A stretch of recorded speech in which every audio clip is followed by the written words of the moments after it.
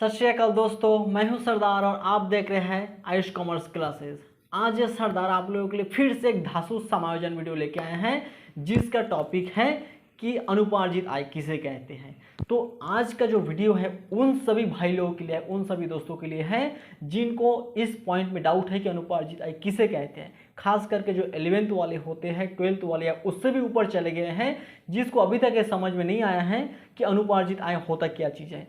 क्योंकि ये जो शब्द है अनुपार्जित, इसको पढ़ के बहुत ही अजीब सा लगता है, तो ज़्यादातर लोग इसको समझ में नहीं आता है। तो जिनको भी समझ में नहीं आता है उसके लिए आज का वीडियो है, तो आखिरी तक बने रहिए ताकि आपको पूरा समझ में आ जाए। और यदि आपने चैनल को अभी तक सब्सक्राइब नहीं किया तो प्लीज़ उसको सब्सक्राइब कीजिए, बेल आइकन दबाइए, ऑल कीजिए ताकि सारा लेटेस्ट नोटिफिकेशन आपको जल्दी मिल जाए।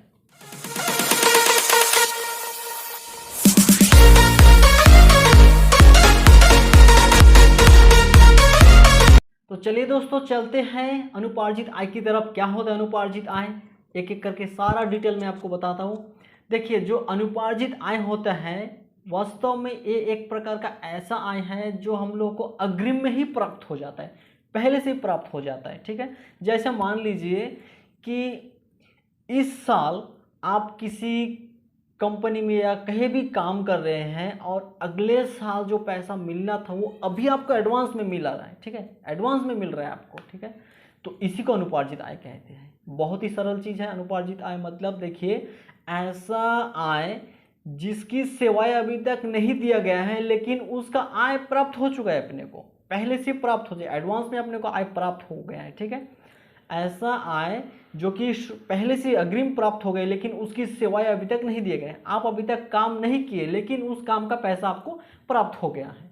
ठीक है, ऐसा आय जो पहले से आपको प्राप्त हो गया लेकिन उसके लिए आप अभी तक अपना सेवाएं नहीं किए हैं, सेवाएं नहीं दिए, आप अभी तक उसके लिए कोई काम नहीं किए लेकिन वो आय आपको एडवांस में अग्रिम में प्राप्त हो गया, तो ऐसे आय को हम अनुपार्जित आय कहते हैं। बहुत ही सरल है।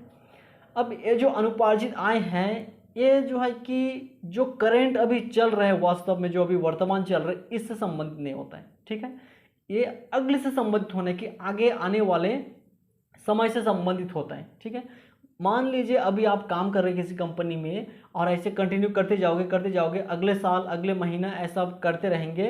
तो मान लीजिए अभी आप इस महीने यानी कि जो मई महीने चल रहा है, इस महीने आप काम कर रहे हैं और मई महीने के बाद जब जून महीने के जब काम करेंगे तब जून महीने को मिलना था पैसा, लेकिन वो जून महीने का पैसा अभी मई में आपको यदि दे देता है, एडवांस में अग्रिम में ही दे देता है, तो उसी आय को हम लोग कहेंगे अनुपार्जित आय।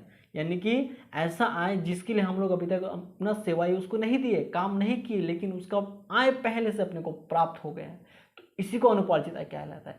और ये जो अनुपार्जित आय है ये भी एक प्रकार का समायोजन है। ठीक है, कि कब वो अग्रिम में मिलना था लेकिन वो अभी मिल रहा है, इसका एडजस्ट कैसे करें। ठीक है, ये भी एक प्रकार का समायोजन है, तो इसको भी ध्यान में रखना है और आगे इसके लिए सॉल्यूशन बनाना है। तो अनुपार्जित आय बहुत ही सरल है। यदि आपको इसमें फिर भी डाउट रहता है तो कमेंट में मेरे को बताइए, मैं आपको फिर से बताने की कोशिश करूँगा। और देखिए, कमेंट में आप लोग बताते नहीं है, आप जब तक नहीं बताएंगे तब तक मुझे कैसे समझ में आएगा कि आप लोग का प्रॉब्लम क्या है। आप बताइए मुझे कमेंट्स में क्या प्रॉब्लम है, कहाँ से क्या करना है आपको। यदि इसके बारे में कोई एग्जांपल चाहिए, कोई सॉल्यूशन चाहिए तो उसको भी मैं दे दूंगा, लेकिन आप कमेंट्स में मेरे को ज़रूर बताइए।